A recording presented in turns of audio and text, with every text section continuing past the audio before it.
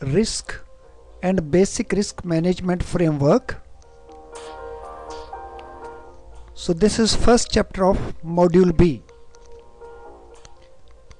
In this lecture we are going to discuss this one. First question, what is risk? Friends, risk is possibility of loss, and this arises due to uncertainties. Risk is not loss, it is possibility of loss, and this possibility arises because of uncertainties. These uncertainties, they create variations in net cash flows to the bank, and that affects the profits of the bank. So risk is possibility of loss. These possibilities arise because of uncertainties. Uncertainties lead to variation in the net cash flows, and that affects profits of the bank. For example, bank has an overbought position in foreign currency. There is reduction in the foreign currency rate. In that situation, bank is holding foreign currency with it.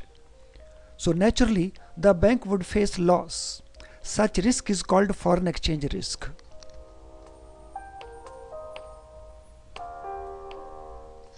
Let us now note down important points about cash flow, variations and risk. So when variations are lower, then risk is also low. So lower variation in net cash flow means lower risk. Higher variations in net cash flow means higher risk. No variation in cash flow means no risk. So these variations in net cash flow, they affect profits of the bank. So lower the variation, lower the risk. Higher the variation, higher the risk. If there is no variation, then there is no risk.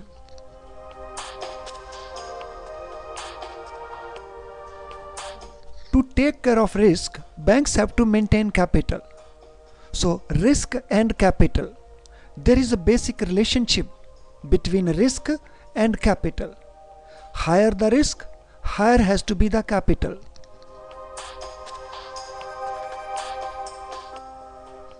Now banks maintain capital funds as a percentage of risk-weighted assets. Whenever banks are creating low-risk assets, for example, investment in government securities, they have to maintain low capital.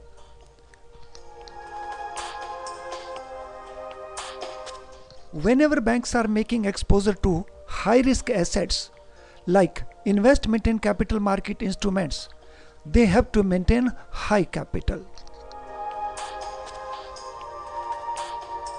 So risk and capital has a basic relationship.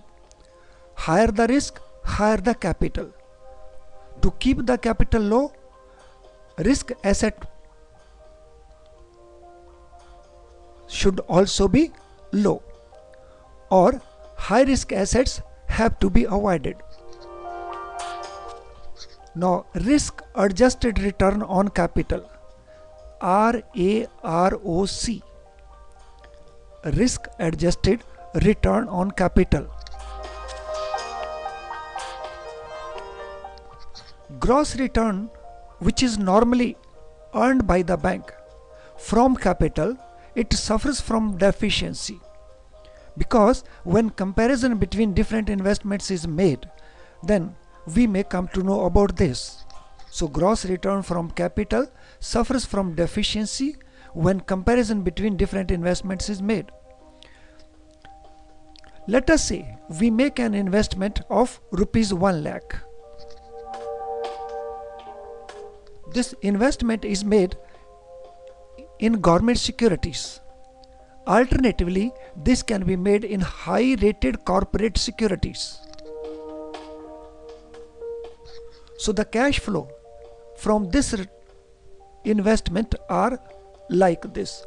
First year, investment in government security provides 10,000. Investment in high rated corporate securities provides 8,000. Second year, investment in government securities 10,000 and investment high rated corporate securities 16,000. Third year, 10,000 and 10,000. Fourth year, 10,000 and 14,000, and total return 40,000 in case of government securities and 48,000 in case of high rated corporate securities. Now this gives us a return of 10% and this gives us return on 12%.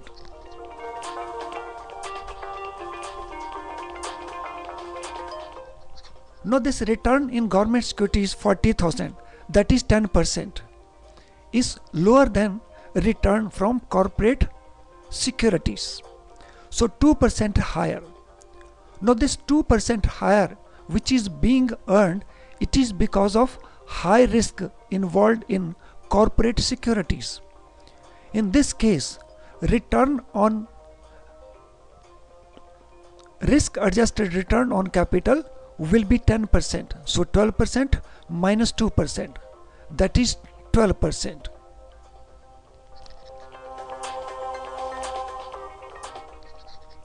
I hope you have been benefited by this video. For complete video and complete CAIIB-JIB online course, please log in.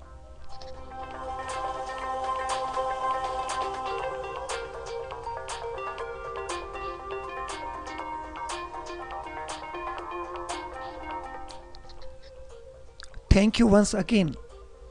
All the best.